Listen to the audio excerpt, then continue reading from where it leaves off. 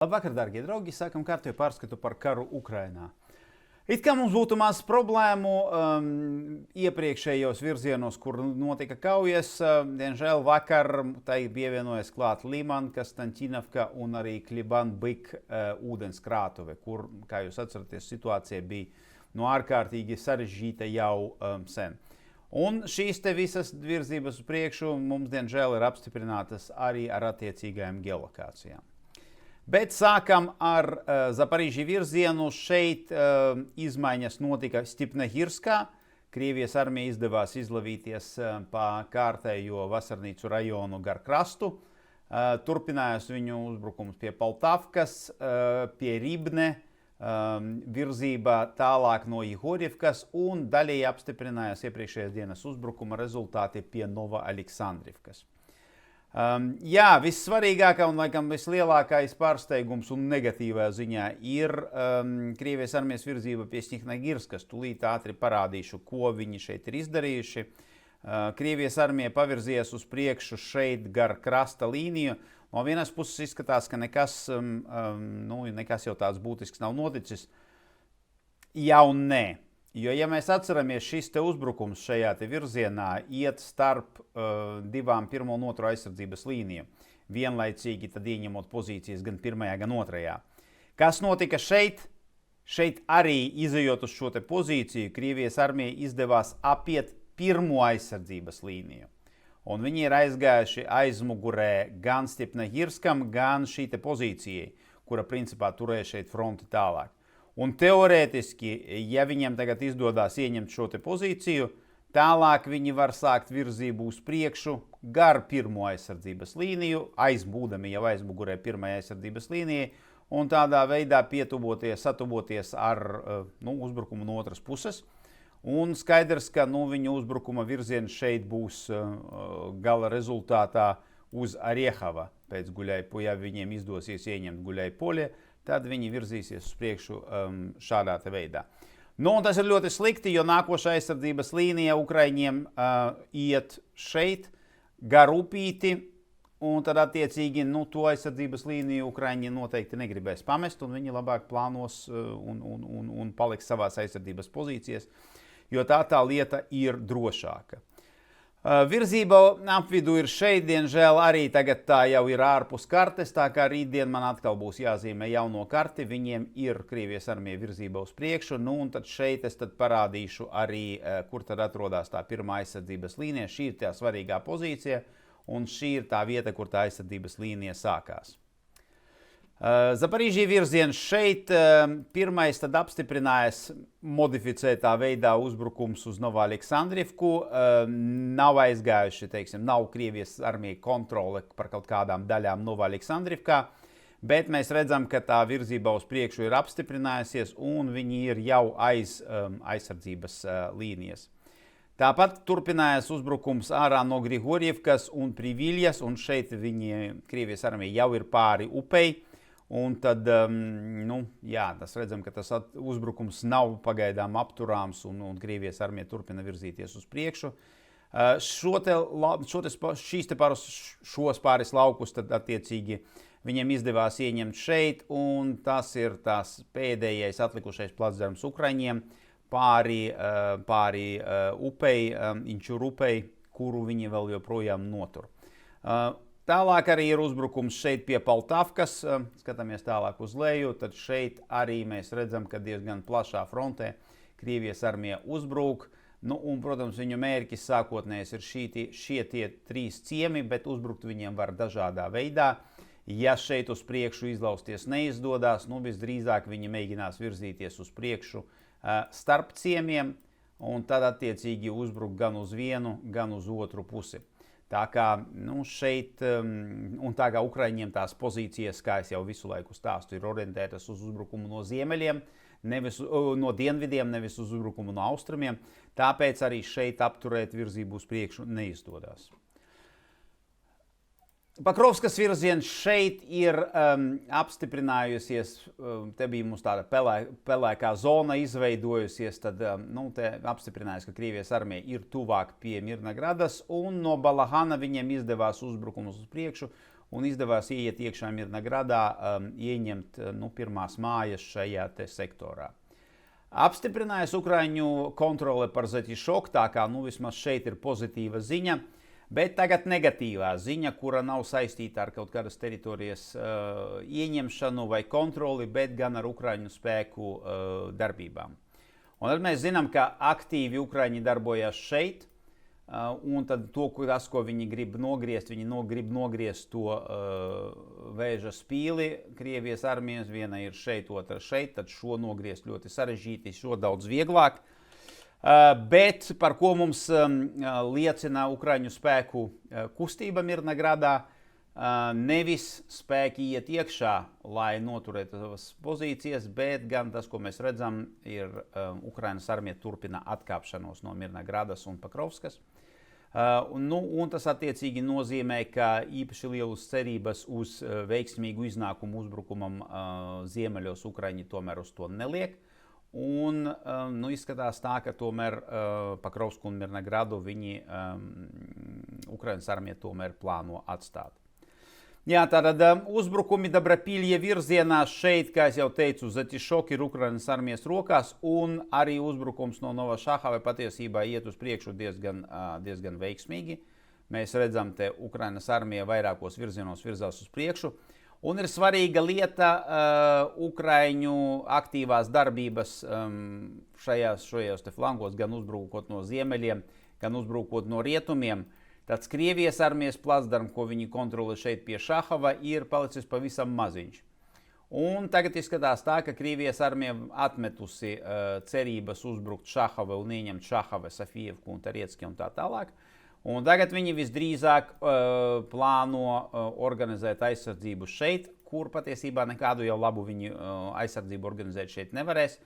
Vienīgā normālā līnija, kur viņi varētu kaut ko izveidot, ir šeit Pankivka, Majak, Boikavka, Fjodorivka. Un tad ir jautājums tāds, ko viņi darīs ar Darožne un Nikanorivku. Ja Ukraiņi virzīsies uz priekšu, piedodiet, mainām krāsu. Ja Ukraiņi virzīsies uz priekšu gan šeit, tad skaidrs, ka no šejienes Krievijas armijai vajadzēs atkāpties un tad organizēt savu aizsardzību kaut kur aptuveni šeit pa šo te līniju gar ciemiem un gar Krivojtariec upi. Kaujas pie Pakrovskas, laba ziņa, nav nekādu virzību iekšā Pakrovskā, tomēr ir divas virzības uz priekšu pie Mirnagradas. Šī ir tā vecā teritorija, kura mums bija. Vispirms nogāja pelēkajā zonā, tad pilnībā pazuda, tagad atkal atjaunojās. Tas nozīmē, ka kaut kādā brīdī Krievijas armija pārņēma kontroli par šo teritoriju. Un Krievijas armija sanāca uzbrukums no Balahan, no diviem virzieniem, un viņiem izdevās iegūt nelielu placdarmu iekšā Mirnagradā, šajā sektorā, kur tad viņi ieņēma pirmās mājas, pirmajā ielā šajā pilsētā. Mēs redzam, ka šeit kaujas turpinās, un tā selektīvi uzbrukot vienā otrā vietā, Krievijas armija šeit virzās uz priekšu. Kastaņķiņivka. Šeit divi notikumi turpinājās Krievijas diversijas grupu virzību uz priekšu. Šīs te pelēkās zonas nav teritorija, ko Krievijas armija kontrolē. Tās ir vietas, kur diversijas grupām izdevās ielavīties iekšā pilsētā. Un beidzās kaujas pie Kliban-Bik ūdenskrātuve uz dienvidiem no ūdenskrātuves, kā arī laikam bija paredzams, ka Ukrainas armijai noturēt šo te pozīciju neizdevās. Cerēsim, ka karavīri, kuri šeit karoja, pamatā viņiem izdevās atkāpties un viņi varēs turpināt kaujas kādu citu dienu. Tātad kaujas Pakrovskā, šeit jau vēlreiz, kaujas Pakrovskā, kaujas Konstantinovkā. Šeit tad attiecīgi mēs redzam, ka tā pelēkā zona paplašinās. Un tad tās ir tās vietas, kur tad ir manītas Krievijas armijas diversijas grupas. Pagaidām par kontroli šīs teritorijas runa neiet, bet, kā es teicu, tomēr tā ir virzība uz priekšu un slikta ziņa, ka Ukraiņi šo teritoriju jau pilnībā nekontrolē. Un šī ir tā teritorija līdz ūdenskrātuvei, kuru tad Krievijas armija tagad ir okupējusi. Ja mēs skatāmies no otras puses, tas ir no Jabloņivkas un Aleksandra Kalinave, tad arī šī teritorija, kura ir pārgājusi Krievijas armijas kontrolē. Sieverska. Šeit interesanti ir jauns ziņojums par šīs te pozīcijas ieņemšanu pie Vīmkas, par kuru jau patiesībā tika ziņots, ka tā ir Krievijas armijas kontrolē ļoti sen. Pastāstīšu, kur tas ir. Un tad ir liela virzība uz priekšu Limana sektorā. Tad, stāstot par Limanu, tad arī pie tās pievērsīsimies. Vīmka. Runa iet par šīm te pozīcijām, pirmo lielo pozīciju aiz Vīmkas, par kuru tad kaujas jau notika kādu laiku, un arī bija ziņojumi ar geolokāciju, starp citu, par to, ka Krievijas armija pārņēma šīs pozīcijas savās rokās. Iespējams, ka kaut kur visos ziņojumos kārtējo reizi pazuda informācija par to, ka viņi bija zaudējuši šīs te pozīcijas. Un tagad mums ir atkal vēl viena geolokācija par šo te pašo vietu, un tad apgalvojama, ka Krievijas armija kontrolē šo te pozīciju. Kā es jau, te jau nekas pēc būtības nemainās. Tas nozīmē, ka pietuvojoties šīm te pozīcijām, tad Krievijas armija tagad sāks uzbrukumu Sieverskai. Pirms tam, protams, viņiem ir jāpabeidz kauja par Zvaņivku, Kuzmiņivku, un priekš viņiem būtu ideāli ieņemt Sviatopokrovskie. Attiecīgi Ukraiņiem jānotur pozīcijas šeit, jo ja sabruk Sieverskas dienvidu flanks, atceraties, ziemeļi jau ir sabrukuši, kur tad Krievijas armija ieņema Droņivku un tad lēnām te arī infiltrējās un rāpo uz priekšu. Tā kā kaujas par Sieversku, diemžēl, arī nemaz nav tik tālu. Limana virziens šeit ir izmaiņa no vakardienas. Atcerieties, vakardien es stāstīju, ka bija uzbrukums, ka Krievijas armija pārgrieza šo te ceļu Limana-Jampiļs. Šeit kļūde sanāca tāda, ka tas notika citā vietā. Un tad pelēkā zona šeit materializējās daļējā Krievijas armijas kontrolē. Tāpat viņiem bija uzbrukums pie Zaričinskie, un pēc ilgas buksēšanās viņi atsāka savu uzbrukumu Jampiļā. Iepriekšējā dienu ziņojums par Zaričini un Torski un Ukraiņu pretuzbrukumu šajā virzienā nav nekāda apstiprinājuma tam, ka Ukrainas armijai tas ir izdevies. Vēl jau vairāk Krievu uzbrukumi pie Jampiļas, Limana un Zaričina liecina, diemžēl, par pilnīgi pretējo. Tad, kā tad mainījās vietas, mainījās situācijas? Šī ir tā pozīcija, ko Krievijas armija ieņēma pie Zaričina. Tas ir tā klasiskā frontes līnijas iztaisnošana, un arī šis ir tas uzbrukums, kur viņi pienāca tuvāk pie Limanas. Nākošais posms, protams, būs uzsākt kaujas iekšā Limanā, pabeigt frontes izlīdzināšanu šeit, un tad lielā frontē, plašā frontē uzbrukt otrai aizsardzības pozīcijai pie Limanas. Jā, skatāmies lejā, tad pilnībā tā ieņemtā teritorija izskatās šādi. Tad šeit ir uzbrukts vairākos virzienos, kur tad Krievijas armija izdevās ieiet iekšā pilsētā, un šī ir tā vieta, kur tad Krievijas armija pārgrieza šo te ceļu no Limanas un Jampiļu. Un kā es arī teicu, arī pēc ilgas tādas bremzēšanas un nevirzīšanās uz priekšu, diemžēl ir arī Krievijas armija virzība uz priekšu Jampiļā.